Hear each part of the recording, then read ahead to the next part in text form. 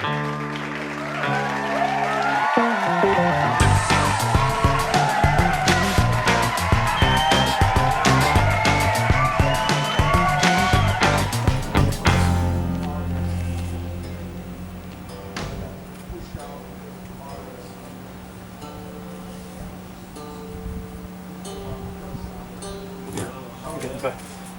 even amaze myself.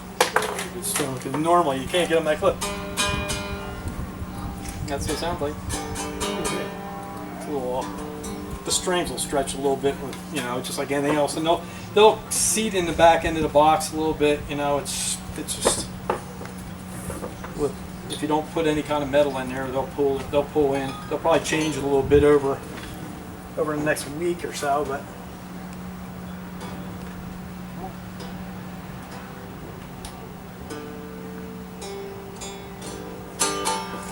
And then you can just take and either glue it closed. If you want to glue it closed, you can leave it. You can put a latch on it. A lot of people make them so you can open them. I mean, it doesn't really matter. Do whatever. Sometimes I'll either put a screw or finishing nails in to hold them and glue them a little bit or something to, you know, hold them closed. So, but that's what it is. I mean, it's just like that simple.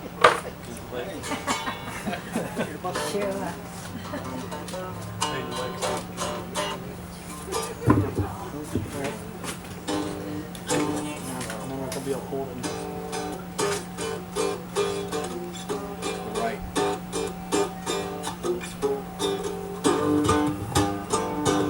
Oh Lord, they don't pick up that well.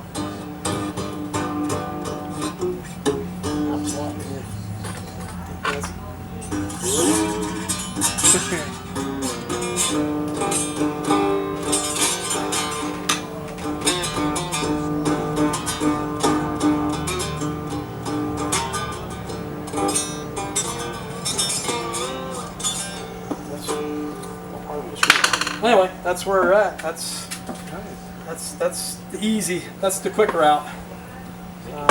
Any questions? Yeah. Oh, we got. Go ahead. Yeah. I was wondering, so that's fretless, right? Yeah. You can't play chords, but you can play notes like on a fretless. Yeah. I mean, basically. I mean, when you're playing slide, just like David was playing slide and stuff, you know, you're going to be with an open tuning. I mean, each fret when you put your slide across is going to be a chord. I do have some chord charts over in my briefcase over there for open G tuning, but that's where it, you know, it's going to be the same whether it's fretted open tuning or open, you know, no frets like this. It's going to be the same. It's just you're not going to be you're not picking as easy without having frets. You know, but it's all about, you know, it just takes a lot more time. Frets are a whole different ballgame. I mean, you're cutting slots and dressing frets and stuff. It takes time. It takes time to do them.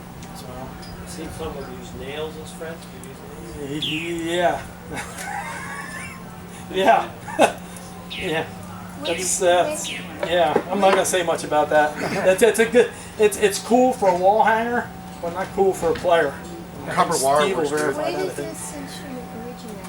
Where did this instrument, this concept originate? Back in the 1800s, and back in during the Civil War and all different ages, it was when the cigars came in boxes, and they couldn't afford instruments, guitars. They would make them out of cigar boxes. It was just In any particular country that's I mean, the United States is where I think it originated.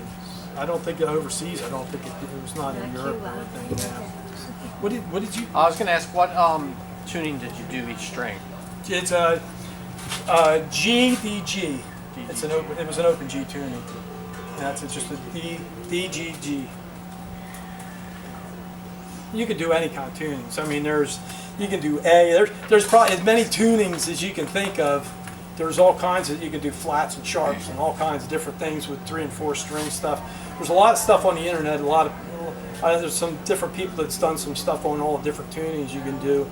And with a 4 string, you could do the bottom half of a 6 string. You can do the top half of a 6 string. You can do open tunings. You can just it's a big variety of stuff. But 3 string is the most popular?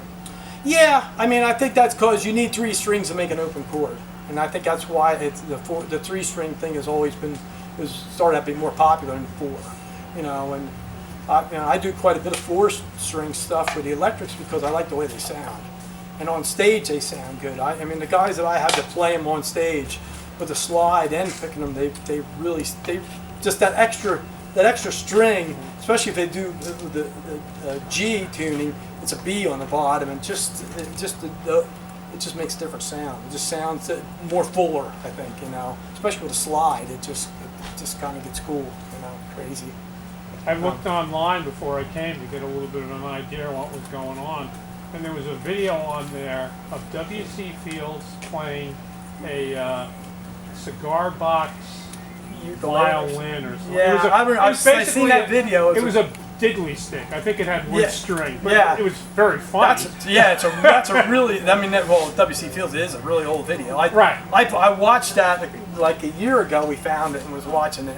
It's kind of interesting. Some of the stuff you can find some different, really old from the 20s and stuff that must be where the idea came from. The diddly stick, put a piece of wire against the barn, and up and down to fret it, and then add more. Yeah, I mean, it was a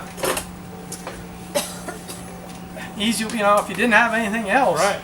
You get a piece of wire off a broomstick and take it off a broom and then string it on a board or string it on the wall. I mean, that's some of the stories you hear about, about the early blues stuff.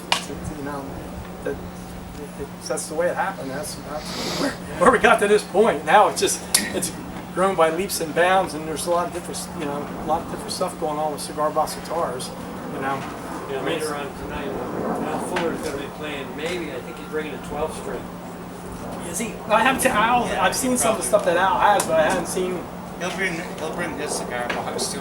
Yeah. Oh, I know. Yeah, I talked to him at the headstock thing that we had done in January. But I think one of the biggest kicks that the cigar box guitar movement got was Paul McCartney playing on stage at the music awards and stuff with